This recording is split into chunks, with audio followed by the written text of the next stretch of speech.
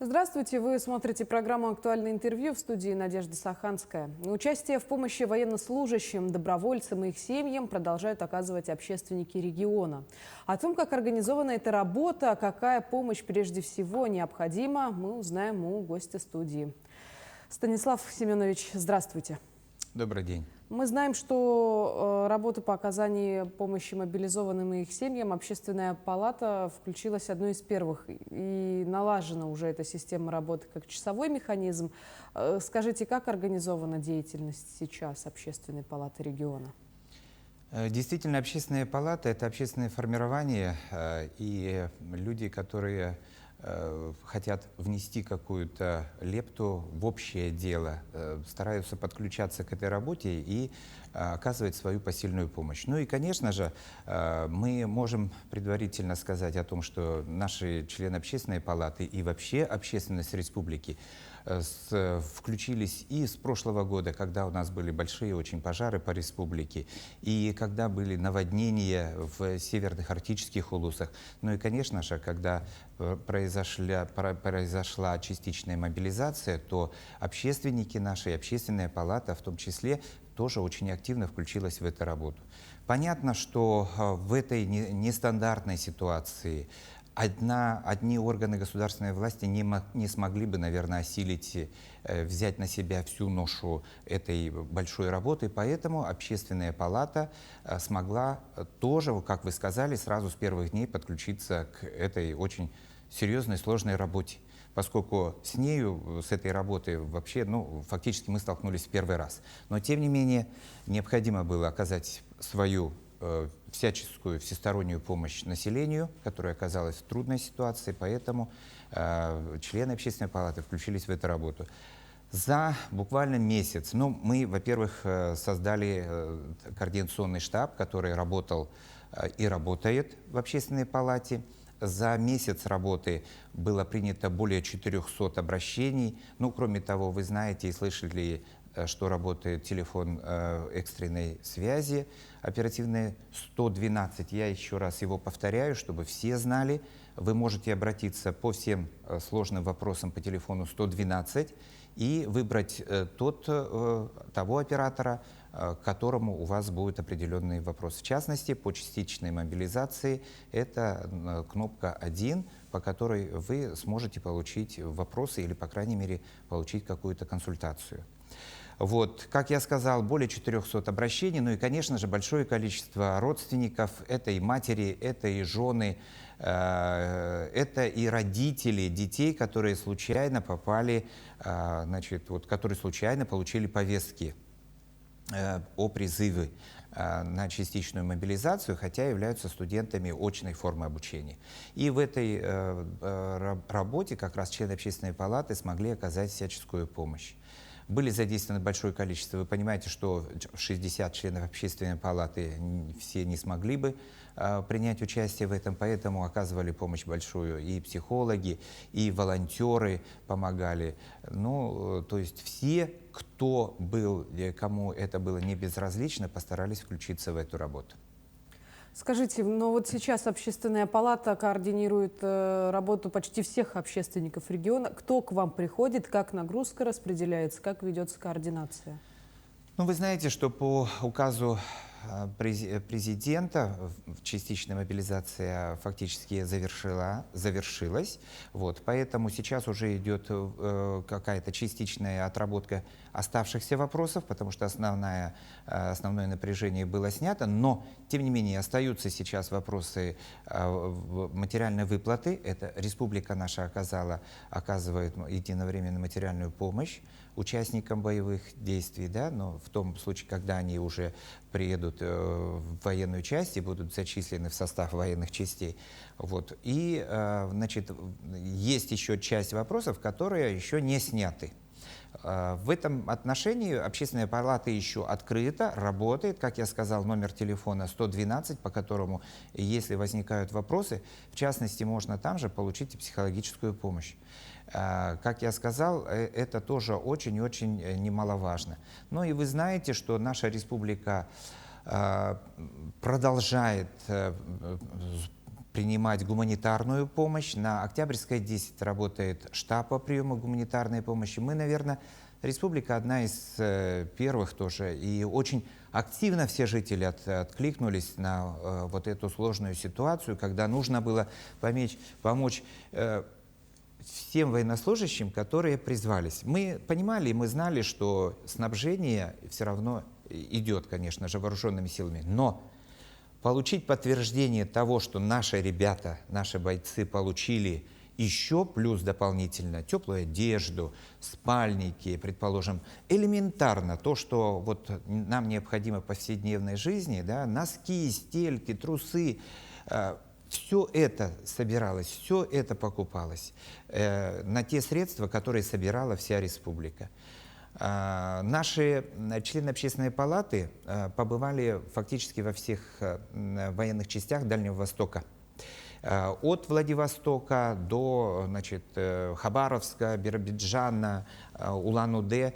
Я не буду называть, ну, я, в принципе, назову. Это и Вячеслав Владимирович Литавин, это Николай Григорьевич Гребенников, это Мария Егоровна Емельянова, которые побывали в военных частях. Даже Туяра Игоревна Пестрякова, генеральный директор нашей филармонии, будучи на гастролях во Владивостоке, побывала в военной части и собрала то, что ребята с собой забрали и хотели отправить своим родным и близким. Паспорта, значит, права, ключи от машин. Даже вот такое простое элементарное, потому что очень многие собирались в попыхах, в спешке и забыли, может быть, в своих каких-то личных вещах. Вот. Сам я тоже побывал в одной из больших частей, это 69-я бригада, это недалеко, ну, далеко от города Биробиджан, 130 километров в селе Биджан. Там в палаточных городке были расквартированы более 300 наших якутян, бойцов. Вот. Ну и мы привезли, наверное, самый большой гуманитарный груз, это около 3 тонн, через Владивосток, через Хабаровск на военном самолете. Вот. Но то, что мы вручили ребятам нашим, они были очень-очень благодарны. Вот я сегодня передам видеоматериалы, фотоматериалы об этих встречах, о передаче гуманитарной помощи, где ребята выражают слова глубокой благодарности всем, кто помогает, всем, кто помогал в том, чтобы они смогли получить эту гуманитарную помощь. Станислав Семенович, но если они помощь получают, в смысле, что военнослужащие, значит, это дело как-то контролируется? Нет, разумеется, конечно, контролируется. И в любом случае, вот то, что они получили от Министерства обороны, там, да, непосредственно в своих военных частях в период подготовки, и то, что отправлено было республикой, тем не менее ребята подходили, когда они говорили: у меня есть спальник, я не буду брать спальник. Там, предположим, у меня есть что-то еще, я не буду брать. Но термобелье, теплые куртки, предположим, комбинезоны, они, конечно же, брали с большой охотой и большой радостью. А вот такой несколько наивный вопрос: когда доставлялась гуманитарная помощь, военнослужащие говорили о том, чего им действительно не хватает, чтобы в качестве, скажем, следующего рейса довести им вот необходимые какие-то вещи?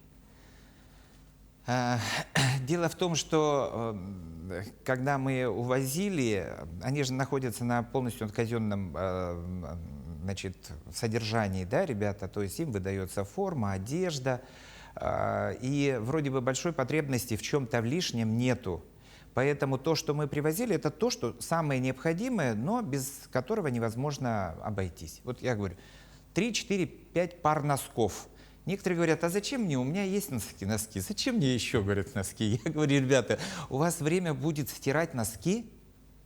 Поносили несколько дней, выбросили просто. Все. То есть, и в этом случае приходит осознание того, что: о, действительно, а что это, как это я? Вот, поэтому Ну и кроме того, мы были у ребят, которые были на учебных сборах, ну, в смысле подготовительных учебных сборах, пока еще, да, вот они еще не выдвинулись непосредственно в зону проведения операции, поэтому еще пока они были в некотором таком подготовительном периоде.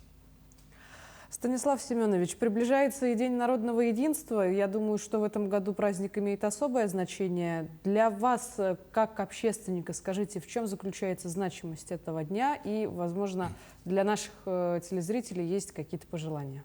Ну, во-первых, я, наверное, все-таки, пользуясь вот этой высокой большой трибуной, хотел сказать, что люди старшего поколения, во-первых, я хотел поздравить с прошедшим днем рождения комсомола, 29 октября. Те, кто прошел через комсомол, они знают, что за организация была, которая сплачивала молодежь, которая собирала вот как раз в единый кулак, наверное.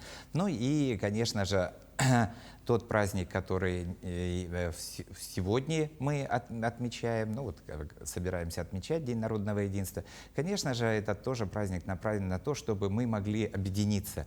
Если мы будем сплочены, если мы будем все вместе выступать одним общим фронтом, одним общим кулаком, тогда, конечно же, никакие трудности, никакие сложности нам нипочем. Ну и, конечно же, одной из, наверное, отличительных черт является то, что мы всегда говорили о дружбе народов, о том, что только в единстве всех народов Россия может выжить, и Россия может дальше продвигаться. В этом, наверное, смысл. И смысл того, что в нашей республике очень мирно сосуществуют представители более 150 национальностей и народностей. Вот. Ну, а я хотел бы пригласить наших жителей города Якутска 4 ноября в ДК Кулаковского, где пройдет большой праздничный концерт, посвященный столетию ЯССР и Дню народного единства, который проводят студенты АГИКИ, который называется «Якутия молодая». Благодарим вас за приглашение. Очень хочется пожелать того, что на концерте будет действительно большой аншлаг. Спасибо вам, Станислав Семенович, за интересную и содержательную беседу и за то, что стали гостем нашей студии. Спасибо.